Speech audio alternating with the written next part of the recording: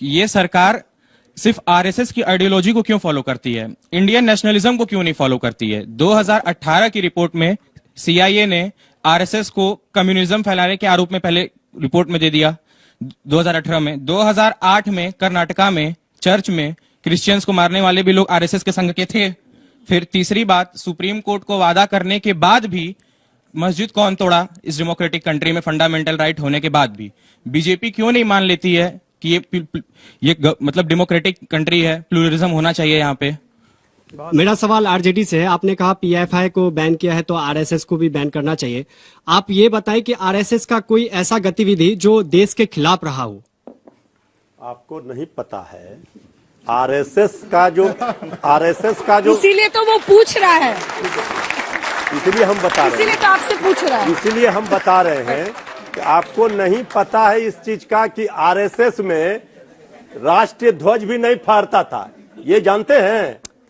राष्ट्रवाद की जो आज बात कर रहे हैं, पीएफआई पर बैन लगाने से, सिमी पर बैन लगाने से आतंकवाद खत्म हो गया। अभी ये हेम्योपैथिक एंटीबायोटिक की बात कर रहे थे। अरे केमियोथेरेपी चाहिए, आतंकवाद को जड़ से खत्म करना है तो वो चाहिए, लेकिन ये नहीं चाहिए कि हमको वोट के लिए वोटों का ध्रुवीकरण करना है तो हिंदू और टीका और इस टोपी और इस पर बात करने लगे। अरे टीका टोपी छोड़िए, वो पूछ रहा था संघ की कोई एक घटना बताइए ना, आतंकी घटना जिसकी वजह से बैन हुआ। संघ में महात्मा गांधी के हत्यारे, महात्मा गांधी के हत्यारे को पूजने वाले संघी लोग हैं। महात्मा गांधी तो कांग्रेस में, सुनिए ना भाई, सुनिए तब महात्मा गांधी के हत्यारे को पूजने वाले ये लोग हैं। ये लोग विध्वंसकारी, ये हिंदू और मुस्लिम को लड़ाएंगे, आपके भविष्य को सजाने संवारने की बात नहीं करेंगे, रोजगार की बात नहीं होगी। दरगाह ब्लास्ट में तो आरएसएस के नेता पर ही केस चल रहा है। इंद्रेश कुमार कौन है बताइए? मेरा सवाल राष्ट्रीय स्वयंसेवक संघ से है। मालेगांव बम ब्लास्ट में किसके केस चला बताइए? सवाल पूछिए, गुस्सा मत होइए। मतलब पानी बताइए भाई, कह रहे कौन सी ऐसी घटना, दो बड़ी घटना हमने आपको बता दी। मेरा सवाल राष्ट्रीय स्वयंसेवक संघ से है कि ये सरकार सिर्फ आरएसएस की आइडियोलॉजी को क्यों फॉलो करती है, इंडियन नेशनलिज्म को क्यों नहीं फॉलो करती है। 2018 की रिपोर्ट में सीआईए ने आरएसएस को कम्युनिज्म फैलाने के आरोप में पहले रिपोर्ट में दे दिया 2018 में। 2008 में कर्नाटका में चर्च में क्रिश्चियंस को मारने वाले भी लोग आरएसएस के संघ के थे। फिर तीसरी बात, सुप्रीम कोर्ट को वादा करने के बाद भी मस्जिद कौन तोड़ा इस डेमोक्रेटिक कंट्री में, फंडामेंटल राइट होने के बाद भी बीजेपी क्यों नहीं मान लेती है कि ये मतलब डेमोक्रेटिक कंट्री है, प्लूरलिज्म होना चाहिए यहाँ पे। कौन जवाब देगा आप तीनों में से? अश्विनी नहीं। देखो भैया, पहली बात तो राष्ट्रवाद का मतलब होता है संविधान। संविधान कहता क्या है? संविधान कहता है संविधान, ऐसा विधान जो सबके लिए समान हो, उसको कहते हैं संविधान। संविधान का मतलब भारत में पर्सनल लॉ नहीं होना चाहिए। संघ यही कहता है पर्सनल लॉ नहीं होना चाहिए। हम सब भी यही कहते हैं, कॉमन सिविल कोड होना चाहिए। तो हम लोग कह रहे हैं कि देश चलेगा अपने संविधान। सुनिए, अरे रुकिए, नहीं चलेगा, यही तो लड़ाई है। अरे भैया सुनिए, देश चलेगा अपने नियम कानून। तिवारी जी, तिवारी जी रुकिए, नहीं चलेगा। तिवारी जी रुकिए, अब आ रहे उनको जवाब देने दीजिए। तिवारी जी रुक जाइए, डंडा लेके आ जाएंगे। तीन चार बात देखिए, कानून बना के अंजना जी, गलत तरीके से गाड़ी चलाना ड्राइवर की गद्दारी कहते हैं। गलत तरीके से अगर डॉक्टर अगर किसी को इंजेक्शन लगा दे मौत का, उसको हम कहते हैं गद्दार।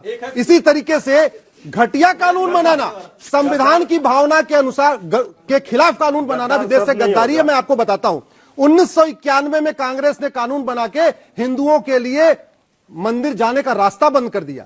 यह पहली गद्दारी। 1992 में माइनॉरिटी कमीशन एक्ट बना के, एक बार सुनिए, प्लीज सुनिए, 1900 एक बार आप बोलिए, नहीं शांत रहिए, आपको मिर्ची लग रही है। अंजना जी, एक मिनट, मैं अपने शब्दों के लिए जिम्मेदार हूँ, मैं अपने शब्दों के लिए जिम्मेदार हूँ। ठीक है तिवारी जी, मैं अपने शब्दों के लिए जिम्मेदार। सबका विकास, सबका विश्वास। एक मिनट तिवारी जी बोलने लगे, रुकिए। मोदी जी का नारा नकल कर रहे हैं। नहीं है, सिर्फ कहते हैं तिवारी, प्रवचन कर रहे हैं।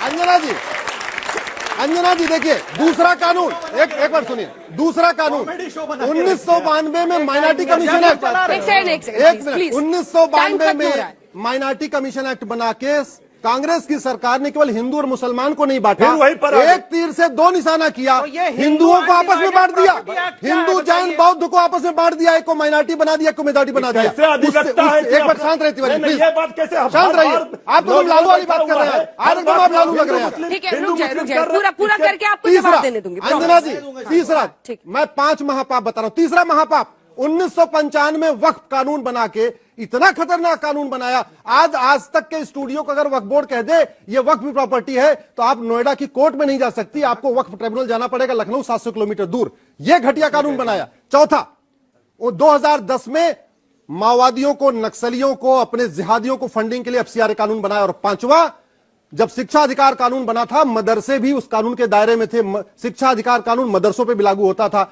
2012 में कांग्रेस ने अमेंडमेंट करके मदरसों को शिक्षा अधिकार कानून के दायरे से बाहर निकाल दिया, पूरी तरीके से ऑटोनॉमी दे दिया। और एक बात मैं कहना चाहूंगा, दुनिया का मुझे एक देश बताइए जहां पे मदरसा है और वहां पे बहन बेटियों को बराबर अधिकार है। दुनिया का एक देश बताइए अंजना जी, मैं जहां इस पे जवाब मदरसा दूंगा। है नहीं, आप गलत कह रहे हैं। एक मिनट, एक दुनिया का एक देश गलत कह रहे हैं। जवाब लूंगी, आप दोनों से दुनिया जवाब लूंगी। दुनिया का एक देश बताइए जहां मदरसा है वहां इस सर्वधर्म तरह से संभाव इस है। तरह से हम बता रहे हैं। दुनिया का एक देश बताइए जहां मदरसा हो और अरे वहां मैं जवाब सबको दे रहा हूं। बराबर माना जाता हो। अब जवाब सुनने का धैर्य रखिए। बताइए जहां छोटी सी बात मदरसा एक- हो, आपस का अंजना भाईचारा जी, हो। एक छोटी सी जो बात, उन्होंने कांग्रेस के तमाम प्लेसेस ऑफ वर्शिप एक्ट पर वो सवाल माइनॉरिटी पूछ रहे हैं commission act, places of worship act, Waqf act, तीनों। एफसीआर है, उससे बाद राइट टू एजुकेशन से मदरसे को बाहर आपसे। निकाला। अल्पसंख्यक तुष्टिकरण करके आप सत्ता में टिके रहे। अभी एक बात आप समझ लीजिए, 1991 में इस देश में जो हुआ उसी का नतीजा जो है आज हम भुगत रहे। इस नफरत को रोकने के लिए अच्छा, आप चाहते हैं अयोध्या में मंदिर नहीं बनता? उपाध्याय, आप बाबर के भक्त हैं क्या? रुको, आप बाबर के चेले हैं? आप बाबर के चेले हैं? रुको, बाबर का चेला, रुको। हे बाबर का चेला, हे बाबर का चेला, बाबर क्या औलाद? हे बाबर वाला, बाबर क्या औलाद? हे बाबरी, एक सेकंड, एक सेकंड। बाबर की सौतेली औलाद। गोडसे क्या औलाद? बंच ऑफ थॉट लिखा गया है। देखो, मैं सीरियस डिबेट करने वाला इंसान हूं, मुद्दों पे डिबेट करता हूं, लेकिन जब कोई छिचोरी हरकत करे ना तो छिचोरी हरकत का जवाब वापस छिचोरी हरकत टॉपिक से पे, होगा। टॉपिक पे। बंच ऑफ थॉट लिखा गया। बंच ऑफ थॉट जो है, बंच ऑफ थॉट के प्रस्तावना में जो गुरु गोलवलकर ने लिखी है उसमें लिखा है इस देश के 3 शत्रु। काशी मथुरा पहला मुक्त शत्रु होना है चाहिए कि नहीं? कम्युनिस्ट। पहला सवाल ये बताइए, कम्युनिस्ट। काशी मथुरा मुक्त देखिए, होना अंजना चाहिए जी, कि नहीं? अंजना जी, क्यों ऐसे कानून तो बने? डिबेट अश्विनी जी, ये तो गलत अश्विनी जी, बात है। देखिए, मैंने उनको रोका जब आपके बीच में बोल रहे थे, मैंने रोका। अब आप भी बीच में जब बोल रहे हैं। सच्चाई बोलो तो बौखला जाते हैं। कानून बना के इन्होंने काशी मथुरा का जब दरवाजा बंद सच्चाई किया। सामने- नहीं, सच्चाई- इतना बड़ा देशद्रोह कोई सच्चाई करेगा? सामने- इतना बड़ा संस्कृति खानदानी कोई करेगा? चाहिए देश काशी मथुरा जल्दी पूरा कीजिए सर, मुझे अगला सवाल जवाब नहीं, देना पूरा है। ये बोलिए आप बोलिए ना, आप बोलिए, आपकी आवाज जा रही है, उनका ऑडियो नहीं जा रहा। पहला शत्रु कम्युनिस्ट, दूसरा शत्रु क्रिश्चियन, तीसरा शत्रु मुस्लिम। जिस दिन इस देश का संविधान लागू हो रहा था उस दिन काला दिन मनाया गया। ऑर्गेनाइजर और पांचजन्य में वो लिखा है, इस देश का तिरंगा जो है वो अशुभ कहा कि उसको पैरों के नीचे रौंदा गया। मैं नागपुर से आता हूं। 2001 में कुछ हमारे कार्यकर्ता तिरंगा झंडा लेके हेडक्वार्टर में लगाने गए थे। हेडक्वार्टर में लगाने के लिए जाने के बाद उनके ऊपर केस नंबर 177 आज भी चल रहा है। उन्होंने केस किया, उन्होंने तिरंगा। जब देश की आजादी का आंदोलन चल रहा था झूठ है, झूठ। तब ये उपाध्याय के जो पूर्वज है 1947 कभी वंदे मातरम के बोले लोग नहीं क्योंकि पर गोली चल रहा लगती है। थी, कभी भारत माता की जय बोले नहीं क्योंकि फांसी पे जाना पड़ता था, और ये आज हमें सिखा रहे। 2001 का केस है। मेरे चाचा होटल में बैठ के किताब लिख रहे थे। अब मैं अंजना जी, चाचा होटल में बैठ के किताब लिख रहे थे, उनको कभी धंधा नहीं एक साथ नहीं अश्विनी जी, प्लीज सर। ये 1947 का स्टेटस को इसलिए था, जल्दी कब बोलिए तक सर, हम धर्म इतना के नाम टाइम पे नहीं। लड़ेंगे, कब हम जिनका- रोटी कपड़ा ठीक है। मकान के लिए लड़ेंगे। जिनका नितिन जी, इसलिए वो रोका गया था। जिनका स्वतंत्रता के आंदोलन में कोई योगदान नहीं लालू जी का। रहा, वो आज राष्ट्रवाद के नाम पर प्रवचन कर रहे हैं और ज्ञान दे रहे हैं नौजवानों के बीच में। ये क्या चाहते हैं? ये नफरत की राजनीति नहीं चलेगी, विध्वंसकारी राजनीति नहीं चलेगी। सब धर्मों का सम्मान होगा। या कौन हिंदू है, कौन मुसलमान, कौन अपने घर में। सिख, ईसाई, कौन, सब लोग भाई भाई हैं। जैसे सब लोग जानते हैं कि अपोजिशन हमेशा कहते हैं कि बीजेपी हिंदू मुस्लिम कर रही है, तो बीजेपी कर रही है, चलो आप मानते ही अच्छा है, पर आप लोग भी तो कहते हो। अब जैसे वो ओबीसी के छोटे भाई ने भी बोला 10 मिनट आप पुलिस हटा दीजिए, हम देख लेंगे। और अभी शोएब जमाई सर सामने हम लोगों के सामने बोल रहे थे हमारा संगठन बनना चाहिए, ऐसा दिखा देंगे, ये कर देंगे, वो कर देंगे। ये मुझे नहीं समझ में आया। शोएब जमाई जी, देखिए भाई हमारे ऑफेंड हो गए। मैंने कहा कि राष्ट्रवादी संगठन है ना आरएसएस, अगर उसी तर्ज पर एक संगठन बन जाए और वैसी आइडियोलॉजी उसी विचारधारा पे चले, उसमें मुस्लिम समाज के लोग ज्यादा हों तो क्या बुरा है। आरएसएस पे बैन नहीं लग सकता तो उन पे भी बैन नहीं लगना चाहिए। आप उसको राष्ट्रवादी संगठन मानते हैं तो देश के काम वो भी आएगा। अब इन्होंने कहा कि भाई यहां से डॉजियर नहीं है, ये एफिडेविट का कोई मतलब नहीं। क्या ATS chief, anti terrorism squad chief Hemant Karkare की रिपोर्ट का कोई मायने नहीं है, एनआईए का कोई मायने नहीं है? आपका इस पर जवाब ही नहीं दे पा रहे हैं कि ऑन रिकॉर्ड पब्लिक प्रोसिक्यूटर ने कहा कि उसको जो है केसेस में स्लो जाने को कहा, यानी आपने हल्का कर दिया वो जितने भी हिंदुत्व टेरर ग्रुप के यहां से। अभिनव भारत के यहां उसके वैभव रावत के घर हिंदुत्व नहीं टेरर निकला। क्या होता है? अंजना जी, हिंदुत्व टेरर अंजना क्या जी, होता है? क्या होता है? क्या होता है? वैभव रावत कौन था? क्या है हिंदुत्व समझौता टेरर? क्या एक्सप्रेस है? ब्लास्ट क्या था? हिंदुत्व टेरर आप एक आप धर्म को बताइए क्यों ना। जोड़ते हैं आतंक से? नहीं, अगर नहीं, वही आप- दूसरी आप- तरफ कोई जोड़ता है तब आप नाराज होते हैं, हम तो फिर कहाँ मत नाराज होते जोड़िए हैं? ना। हम आतंक का नाराज धर्म नहीं मत होते बताइए। हैं। हम कहाँ नाराज होते हैं? अच्छा, जो टेररिस्ट है वो टेररिस्ट है। हाँ। क्या टेररिज्म का तो आप केस यहाँ आतंक से नहीं कहिए लगा? ना, आतंक नहीं, कहिए। अजमेर दरगाह ब्लास्ट में किस पे लगा बताइए? आप टेररिज्म आतंक का ही कहिए केस ना। चल रहा है ना, तो आरएसएस के आतंक का बड़े केस नेता कहिए ना। उसमें शामिल हैं। हिंदुत्व टेरर क्या होता है? उन्हीं पे लगा ना, ये इल्जाम लगा मुझे एक। अब देखिए, अब इन्होंने कहा, देखिए भाई साहब आरएसएस से हैं आप, इन्होंने कहा कि देखिए जी ये मदरसे पे बैन लगा। आपके नेता कह रहे हैं हम तो मदरसों का उद्धार करना चाहते हैं। अरे भाई आर्टिकल 29 और 30 को आप क्या खत्म कर देंगे? आप वक्फ बोर्ड पे पीछे पड़ गए। 1995 का जो कानून है वक्फ बोर्ड का वो आप खत्म कर देंगे। ये बड़े तेजस्वी लोग हैं। देखिए तेजस्वी लोग हैं। ये बुलबुल के परों में बैठते और यूं यूं यूं करते हुए सीधा शाखा में लैंड कर जाते हैं। और आजकल तो चीता पर भी चल रहे हैं।